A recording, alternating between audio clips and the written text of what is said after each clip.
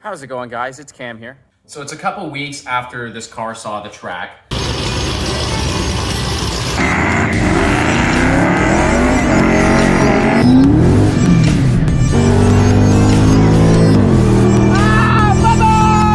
Which, by the way, if you haven't seen that video, make sure you go watch it because it was an absolute banger.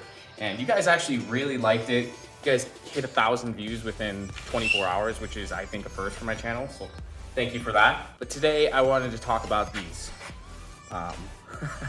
My spark plugs that were in the car. So if you can't already tell, these spark plugs, they are fouled. They're not terribly fouled. It's not definitely not the worst I've ever seen, but we're gonna talk about how I managed to foul these plugs in just 5,000 miles. So stay tuned for that. So I was actually cruising home on my way home from Thanksgiving night when I noticed on my little reader here, which, by the way, I know I need some more legitimate gauges. I know this doesn't really cover everything, but I do have the short-term field trims for both banks selected, and I noticed when I would go under load that it would drop down to like 0.79, which I believe is a rich rating. So anything under 1 is rich, anything over 1 is lean.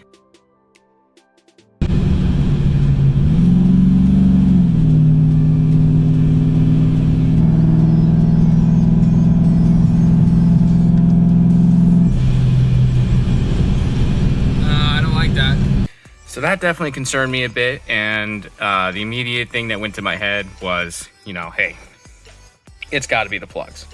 So surely enough, I pulled the 2 plugs from this cylinder and this cylinder right here. I don't know which cylinder that is technically, both of these. Maybe I'll look it up and I'll flash it on the screen here. Yeah, they're not in the worst shape in the world, you know, honestly, but you know, it's enough to make the car run rich, and I don't want to.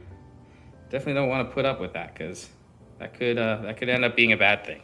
So I know you might be saying to yourself right now, like, hey, Cam, how did you manage to foul your spark plugs in 5,000 miles, less than a year? And at first, I was wondering the same thing. So I actually asked some of you guys on Instagram. I got some responses. Almost immediately, someone happened to ask, hey, did you happen to use octane booster? And I was like, oh. Because right before the track day, I don't know if I filmed it or not, I stopped at a gas station. I had some Royal Purple octane booster.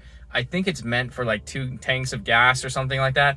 Yeah, I dumped the whole thing into my gas tank on like 5/8 of a tank. So I used way more than was recommended. And I also was not aware that octane booster will foul your plugs a lot faster. At the end of the day though, I'm not too upset. I didn't, you know, blow up the motor at all. You know, we're a lot safer with that extra octane.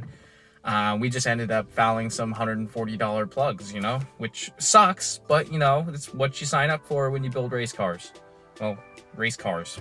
As for what's next to the car, these definitely need to be installed soon. These are my BMR race drag springs that need to get installed.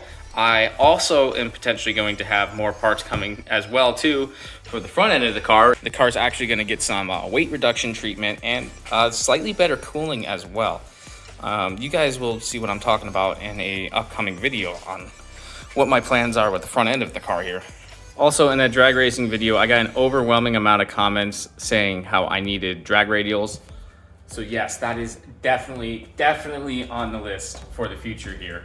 I don't know when I'm going to pick that up, because we actually don't know when that drag racing season is going to continue here, because there are no more scheduled track dates, at least at Wild Horse Pass in Arizona. And I know based on your guys' reactions to the videos and my own personal opinion, those are my favorite videos to put out for you guys. Going out, racing this car on a track day, trying to prove what these 3 valves can do. I know the last video I didn't really prove a whole lot, running 12 seconds and not even 11 seconds, but regardless, that is still on a street tire, which is reasonably okay. So I don't know if you wanted to call this an update video, a rant video, or kind of like, you know, like a user beware video based on octane booster. But just keep that in mind, not to use octane booster in excess, because it can hurt your spark plugs. So I lived and I learned from it. And I won't be doing that again. I might not even, well, I'll probably run a little bit of octane booster again, but I'm definitely not gonna do as much as I did. Thank you guys for tuning into the video. I hope you noticed a little bit of an increase in quality. Actually, I got a new camera, well, rather a new phone with a better camera, so I hope that helps a little bit. I'm not gonna be investing into a fancy camera or any fancy editing programs until I make a little bit more revenue off of YouTube. I hope you understand that. You know, I still got a regular 9 to 5, so it's tough for me to put out a lot of videos fast, but I appreciate you guys sticking around, leaving likes on the videos, leaving comments. I always try to respond to all of them. I love seeing your guys' comments. I love seeing your guys' feedback. You know, whether you're telling me I'm a moron for something or you're giving me really constructive, you know, feedback, you know, I appreciate it all. I definitely appreciate all the subscribers as well too.